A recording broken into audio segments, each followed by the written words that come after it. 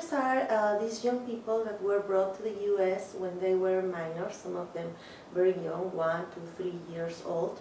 They came here undocumented, their parents, their families brought them here. And they grew up here in the U.S. They went to school as a regular kid, had their regular lives, learned English, became Americans in all senses. They just lack a document that says so.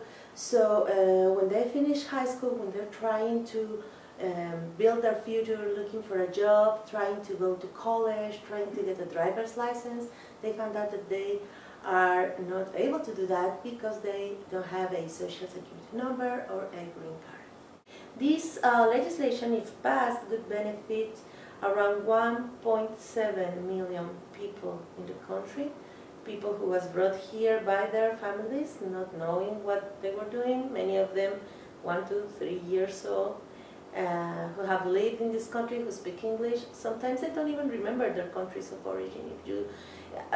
Sometimes they face people that are anti-immigrant and say, go back to your country, and they don't even know what that country is because they don't remember anything, they don't speak another language. Specifically in the Dreamer movement, for some reason, they started to share their stories. And it happens that there's a lot of queer people in the Dreamer organizations, in the Dream Activist movement. When I asked them about that, because it catch my attention, okay, a lot of you guys are very active and are also gay. Why? That's the explanation, that they feel empowered, that sometimes when you have been in the closet, having to struggle every day just to hide who you are, once you broke that cycle, you really feel the need to go out there and to share with others and empower other people. For me, I talked to a lot of people on the making of this book. I interviewed a lot of young people, but for me, personally, that's the most touching, closest chapter to me, because I think you really need to be brave to be proud of who you are and to encourage other people to do so. Once you get there, nothing stops you. When you create a space and a network that allows other people to feel comfortable sharing those stories and looking for support, I think that's very touching, very amazing, and that's the kind of people that now it's going to Washington to do lobby.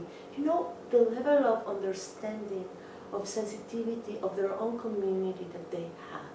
If people sitting in their black leather chairs in Washington, D.C. are not listening to these kids, who are they going to listen to? You're going to have one story in your life that is going to change. Dreamers is my story, no doubt about it. I don't know what's coming in the future, but Dreamers is the story that changed my life. And it changed my life because it made me understand the world from a different point of view. The point of view of people that Dreamers could be the perfect victim. They didn't decide to come here the way they did. They're not responsible for the situation. They could be a perfect victim. They decided not to be. They decided that if this country was not giving them the tools to become what they want, okay, they're going to take that in their own hands and do what they can just to do it. And they did it, and they're still doing it. I'm just a human being. I'm no different than other human beings. I am Eileen, and I'm very, very, very honored to have the Dreamers' stories in my hand.